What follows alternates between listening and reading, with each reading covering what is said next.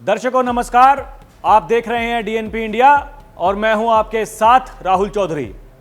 क्या जयंत चौधरी की पार्टी राष्ट्रीय लोकदल टूटने वाली है? क्या जयंत चौधरी के 3 विधायक पार्टी बदलने वाले हैं? अब आप सोच रहे होंगे कि मैं ऐसा क्यों कह रहा हूं। ये मैं नहीं कह रहा हूं दर्शकों, ये खबरें चल रही हैं, कुछ लोग ये खबरें छाप रहे हैं। पिछले 4-5 दिनों से हम ये देख रहे थे, पहले 2 विधायकों के नाम लिए गए और अब इस सूची में 3 विधायकों के नाम हैं। यह कोई नई बात नहीं है। जब से जयंत चौधरी ने एनडीए का दामन थामा है, इंडी गठबंधन का साथ छोड़ करके, तब से लेकर के अब तक यही होता आ रहा है। कभी कहा जाता है कि पार्टी में जो मुस्लिम समाज के नेता हैं वो नाराज हैं, कभी कहा जाता है कि पार्टी में जो दूसरे नेता हैं वो नाराज हैं, कोई टिकट ना मिलने को लेकर नाराज, कोई किन्हीं कारणों से नाराज। मतलब यह नाराजगी 2024 के लोकसभा चुनाव से लेकर के अभी तक चलती आ रही है। कुछ मीडिया रिपोर्ट्स ये दावा करती हैं कि जयंत चौधरी सब कुछ संभालने में कामयाब नहीं हो पा रहे हैं।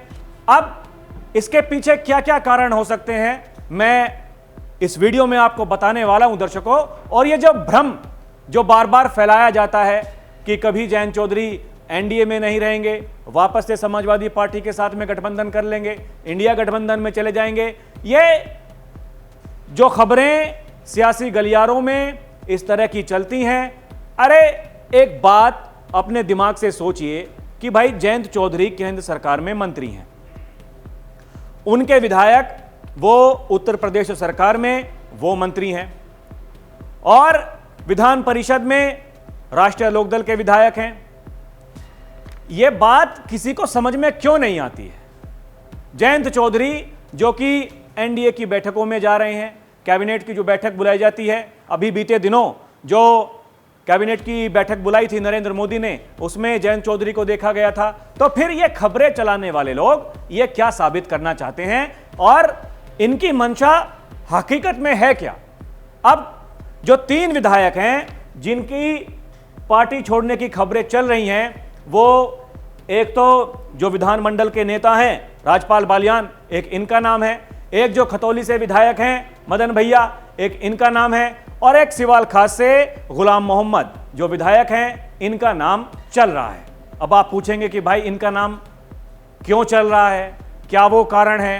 ये तो कहा जाता है कि जो गुलाम मोहम्मद हैं भाई वो समाजवादी पार्टी की पृष्ठभूमि से थे, जब गठबंधन हुआ फिर वो राष्ट्रीय लोकदल पार्टी में ही रह गए। इनके बारे में समय समय पर ऐसी खबरें चलती रहती हैं कि भाई ये जयंत चौधरी से नाराज हैं, कभी कुछ कभी कुछ कभी कुछ।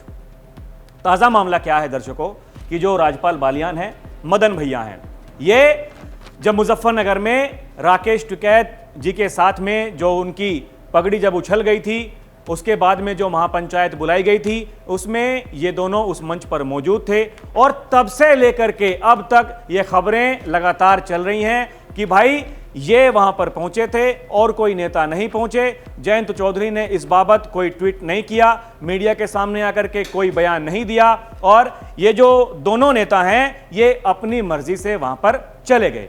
हालांकि इस बारे में मैं पहले भी आपको बता चुका हूं दर्शकों, एक बार फिर से आपको बता देना चाहता हूं कि जब जो पार्टी के राष्ट्रीय महासचिव संगठन है त्रिलोक त्यागी, मैंने उनसे बात की कि भाई बताइए आपका स्टैंड क्या है। मैं खुद उनके पास में जाकर के उनका इंटरव्यू किया, उन्होंने तब भी मुझसे यही कहा कि भाई हम राकेश टिकैत के साथ हैं, हमारी पार्टी, हम जो टिकैत परिवार है उनके साथ में हैं। हम किसानों की वकालत कल भी करते थे, हम आज भी करते हैं। पहले हम धरने प्रदर्शन करते थे, आंदोलन किया करते थे, लेकिन अब जब हम सत्ता में हैं तो हम सत्ता में रह करके, वो भले ही केंद्र सरकार हो, वो भले ही उत्तर प्रदेश सरकार हो, हम योगी आदित्यनाथ से भी बात करते हैं और हम जो देश के प्रधानमंत्री हैं, जो उनके नेता हैं, उनके मंत्री हैं, हम उनसे भी बात करते हैं किसानों की वकालत जब जब हमें करने की जरूरत पड़ती है।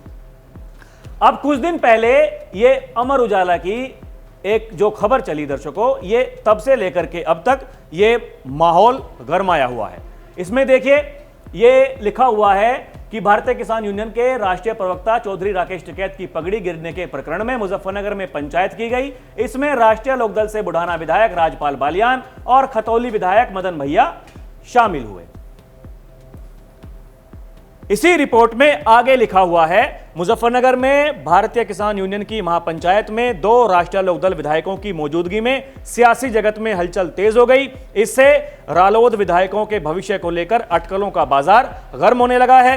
भाजपा के साथ गठबंधन से कई राष्ट्रीय लोकदल के विधायक पहले ही असहमत नजर आए हैं। इसमें मेरठ समेत आसपास क्षेत्र के कई और विधायक भी शामिल हैं। यानी उस नाराजगी में केवल इन्हीं का नाम नहीं है, आसपास के कई और विधायक जो हैं उनका नाम भी इसमें जोड़ा गया है, ऐसा ये दावा करती है ये जो रिपोर्ट है। इसी रिपोर्ट में आगे क्या लिखा हुआ है, उसमें लिखा हुआ है कि राकेश टिकैत के साथ जो दुर्व्यवहार हुआ उसके विरोध में मुजफ्फरनगर में हुई महापंचायत में सपा नेताओं का जमावड़ा लगा। भाजपा का कोई नेता नहीं पहुंचा, लेकिन राष्ट्रीय लोकदल के बुढ़ाना विधायक राजपाल बालियान, खतौली विधायक मदन भैया ने मंच पर पहुंचकर सियासी पंडितों को भी चौंका दिया। ऐसे में इन विधायकों के सियासी भविष्य को लेकर अटकलें लगनी शुरू हो गई हैं। आगे ये क्या लिखते हैं, ये लिखते हैं कि केंद्र में मंत्री बनने के बाद जयंत चौधरी का जो रालोद कार्यकर्ताओं ने जोरदार स्वागत किया था, लेकिन केंद्र की सत्ता में भागीदारी होने के कारण जयंत अपनी आवाज मुखर होकर के नहीं उठा पा रहे हैं। राष्ट्रीय लोकदल के कार्यकर्ताओं को भी इसकी टीस है और निजी बातचीत में इस बात को लेकर वो स्वीकार भी कर रहे हैं, लेकिन खुलकर बोलने को कोई तैयार नहीं है। मेरठ के सिवालखा सीट से राष्ट्रीय लोकदल विधायक गुलाम मोहम्मद भी सपा छोड़कर आए थे और चुनाव जीते। खतौली उपचुनाव में रालोद विधायक मदन भैया ने भी बीजेपी प्रत्याशी राजकुमारी सैनी को ये जो कहानी उन्होंने बताई हुई है कि भाई साहब इसलिए ये सब कुछ हो रहा है और ये असहमति जो बन रही है वो इसी कारण से बन रही है। अब देखिए एक और रिपोर्ट जो कि आज छपी है, ये 2 दिन पहले की ये रिपोर्ट है, माफ कीजिएगा, और इसमें कहा गया है कि जयंत चौधरी को धोखा दे सकते हैं 3 विधायक। ये देखिए आप, एक ये वीडियो बाकायदा उस पर बनाई गई है और इसमें उन तीनों विधायकों का जिक्र किया गया है। 2 विधायक जो मदन भैया हैं और जो राजपाल बालियान हैं, क्योंकि वो उस महापंचायत में पहुंचे थे और उन्होंने वो मंच साझा किया था और उस मंच पर समाजवादी पार्टी के नेता भी थे, इसीलिए ये अटकलें लगाई जा रही हैं कि भाई वो भी समाजवादी पार्टी में जा सकते हैं, क्योंकि उस महापंचायत में समाजवादी पार्टी के नेता पहुंचे थे, इसीलिए वहां पर ये भी पहुंचे हैं। आगे इनका भविष्य क्या होगा क्या नहीं, ये सब कुछ उसमें जिक्र किया गया है। अब देखिए जो गुलाम मोहम्मद हैं, इनके बारे में क्या कहा जा रहा है। इस वीडियो में इनके बारे में यह कहा जा रहा है, क्योंकि देखिए इन्होंने जो ये पटका पहना है, ये राधे राधे वाला पटका, और कोई इनको टीका लगा रहा है। यह कहा जा रहा है कि इसी वजह से ये बीजेपी में शामिल होने वाले हैं। अब आप बताइए, कोई टीका लगा रहा है, किसी ने अगर ये पटका पहना दिया तो इसका मतलब है कि वो बीजेपी में शामिल। अरे बीजेपी के साथ गठबंधन है राष्ट्रीय लोकदल का, यह बात समझ में किसी को नहीं आती।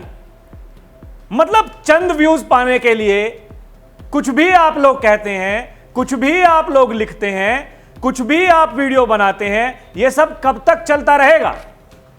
लोग ये कहते हैं कि भाई जयंत चौधरी आवाज नहीं उठाते। अरे आप ये बताइए, जयंत चौधरी ने कब नहीं आवाज उठाई? जो मुजफ्फरनगर में वो नेम प्लेट वाला विवाद हुआ था, तब जयंत बोले कि भाई कुर्ते पर भी नाम लिखवा दो। एक मोहतरमा थी वो केतकी सिंह, विधायक बीजेपी की, जब उन्होंने कहा तो जयंत चौधरी ने कहा कि भाई मोहतरमा इलाज की जरूरत तो है। जब वो जो मुस्लिम समाज के लोगों के लिए एक अलग वार्ड खुलवा रही थी अस्पताल में, उसके बाद में जो मेरठ पुलिस ने फरमान जारी किया था नमाज पढ़ने को लेकर, तब कहा जयंत चौधरी ने कि ये जो पुलिस का जो आदेश है वो हिटलर शाही की तरह वो प्रतीत होता है। तो वही मैं कह रहा हूं कि भाई जयंत चौधरी आवाज कब नहीं बनते। और अगर यह बात की जा रही है तो फिर यह भी समझना बहुत जरूरी है, जब वक्फ को लेकर के तमाम सवाल किए जा रहे थे, यह पूछा जा रहा था कि भाई जयंत चौधरी ने अपना स्टैंड क्यों नहीं रखा। जयंत चौधरी ने साफ साफ कहा कि जो मेरे मुस्लिम समाज के नेता हैं, जनप्रतिनिधि हैं, उनसे मैं लगातार बातचीत कर रहा हूं, मैं उनको यह समझा रहा हूं कि भाई साहब जाकर के लोगों को समझाइए उनके क्या हित में है क्या नहीं है। उन्होंने ये कहा था मैं सबसे बातचीत करता हूं। लेकिन दर्शकों, यहां समझना इस बात का बहुत जरूरी है, और ये अगर मैं कह रहा हूं तो ये मैं क्यों कह रहा हूं। ये जो लगातार ये चर्चाएं जो की जाती हैं, ये जो कहा जाता है कि भाई अब देखिए जयंत चौधरी कभी पलटी मारने वाले हैं, कभी उनकी पार्टी में फूट पड़ जाती है, कभी उनके नेता कहीं जाने वाले होते हैं। भाई आपको कुछ तो तय करना होगा।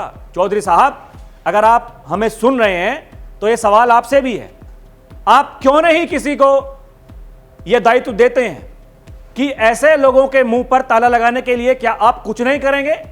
आप ऐसे ही चुपचाप सुनते रहेंगे?